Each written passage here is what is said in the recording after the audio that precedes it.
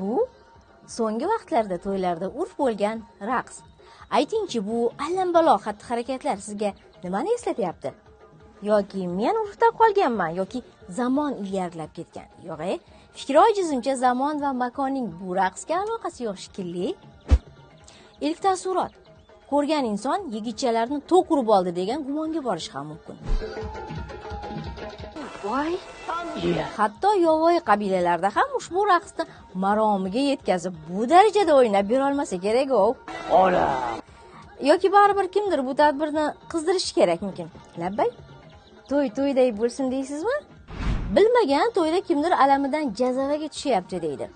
Ba'zilar bu xatti-harakatlarning bosh sababchisi alkogol yoki psixotrop deydi. Bahodir bir shisha aroq ichdi. Doniyor 2 shisha aroq ichdi. Savol: 2 shisha ichgan Doniyor qaysi burchakka o'tdi? Mana bu raqsni ko'rib esa Yevropa filmlarida ko'rsatiladigan elektr stul yodga tushadi.